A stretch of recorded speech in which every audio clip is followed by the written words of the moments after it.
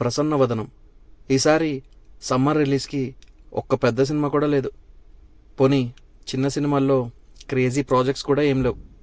అప్పుడే చూసా ఈ సినిమా ఉంది అని. క్రేజీ ప్రాజెక్ట్ కాకపోయినా, బజ్ లేకపోయినా సరే ట్రైలర్ చూద్దామని చూసా. ఎందుకో క్లమ్జీగా అనిపించింది. చాలా వరకు ట్రైలర్స్లోనే అర్థమవుతుంది ఏం జరగబోతుంది అని. ఇది కూడా అలానే అనిపించింది.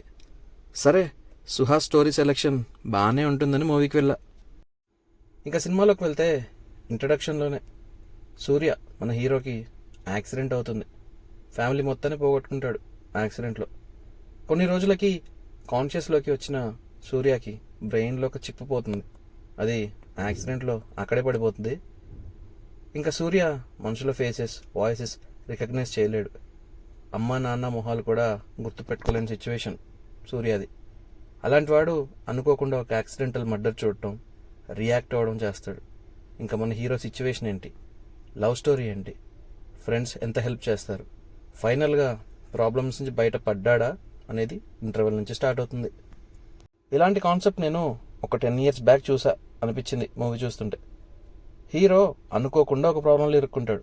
ఇంకా అక్కడి నుంచి అవి ఎక్కువ అవుతానే ఉంటాయి. క్లైమాక్స్లో ఎలా ప్రూవ్ చేసుకుంటాడు అనే కాన్సెప్ట్ మూవీస్ చాలానే ఉన్నాయి. అందులో హీరోకి ఏదో హెల్త్ ఇష్యూ ఉంటుంది, అయినా ఎలా బయటపడ్డాడు అనేది చూసాం చాలాసార్లు. ఇలాంటి కాన్సెప్ట్ అంతా ఒక 10 years బ్యాకే వచ్చేసాయి. ఇప్పుడు మళ్ళీ అదే చూసేసరికి బాధేసింది. ఎందుకంటే ఈ క్లైమేట్లో సాహసం అనే చెప్పాలి వెళ్ళటం. అలా వెళ్తే ఇలా చేస్తారా మమ్మల్ని? మూవీలో లాజిక్స్ బాగానే ఉంటాయి, కొన్ని మిస్ అవుతాయి అంతే. అయినా ఆల్మోస్ట్ ఓకే. కానీ మనం రియాక్ట్ అవ్వం, ఇంట్రెస్ట్ పెట్టం.